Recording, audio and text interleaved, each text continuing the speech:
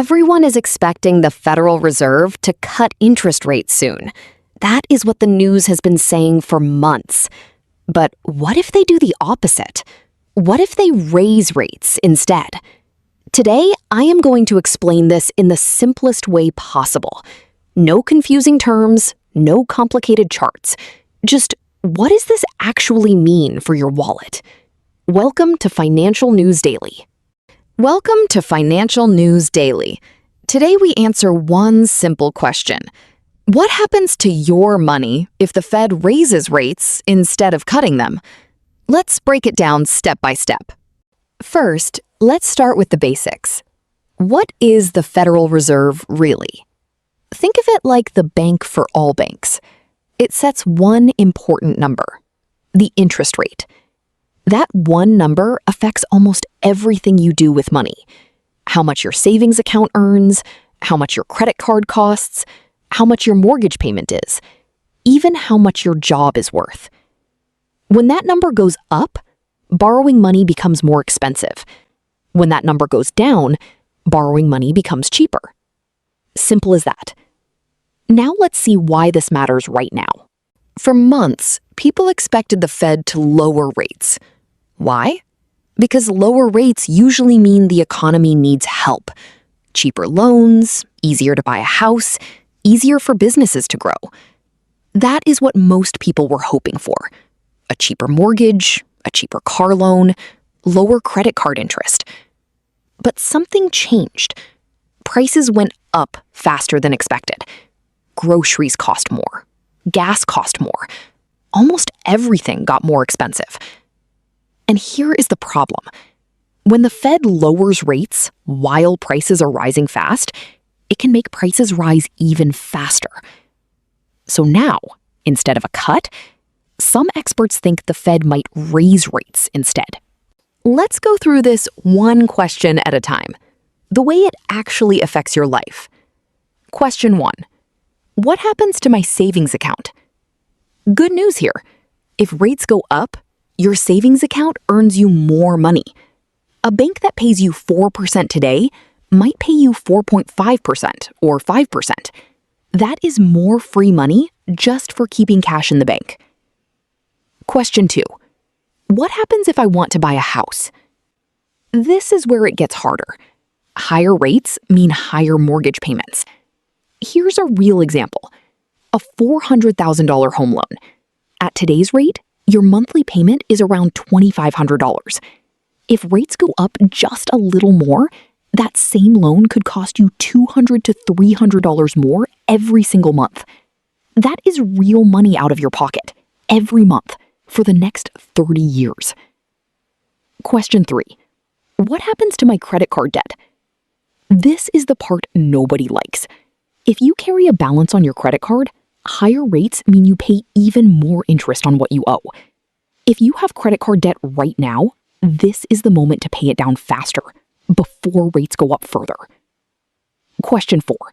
What happens to stocks I own? Higher rates usually make the stock market nervous. Here is why, in simple terms. When rates are low, borrowing is cheap, companies grow faster, stocks go up. When rates are high, borrowing is expensive, companies grow slower, stocks usually drop, at least for a while. So if the Fed raises rates, expect some short-term pain in your stock investments. Not always, but usually. Question 5. What happens to gold? This one surprises people. You would think higher rates are bad for gold, and usually that is true. But here is the twist. If rates go up and prices keep rising anyway, that tells everyone the Fed is struggling to control inflation. When people lose trust that the Fed can fix the problem, they often turn to gold instead. Gold becomes the backup plan when trust in the system weakens. So in a strange way, a rate hike that doesn't work can actually be good for gold, even though a rate hike normally hurts it. Let's make this even simpler. Who actually benefits if rates go up? And who gets hurt? Winners. People with money already saved in the bank. Their savings grow faster. Retirees living off interest income, they get paid more for the same money. People who already own their home outright. No mortgage means rate hikes don't touch them directly. Losers. Anyone trying to buy a home right now. Higher payments make homes harder to afford. Anyone with credit card debt. That debt gets more expensive. Businesses trying to borrow money to grow. Expansion becomes more costly. Young investors with most of their money in growth stocks. Those stocks tend to struggle most when rates rise. Here is the simple action plan. No jargon, just steps. Step 1. If you have a variable rate loan, a loan where the interest can change, consider locking in a fixed rate now, before rates potentially go higher. Step 2.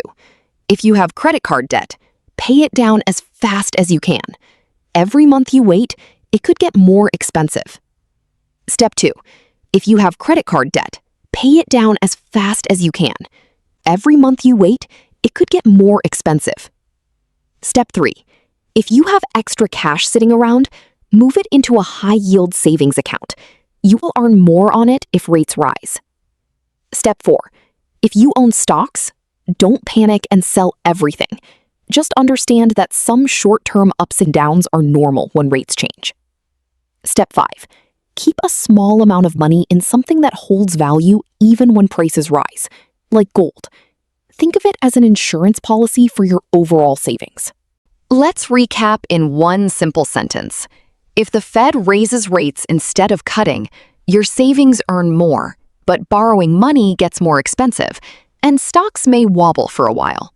The people most affected are home buyers, credit card holders, and young investors. The people who benefit are savers and retirees. Everything here is for informational purposes only.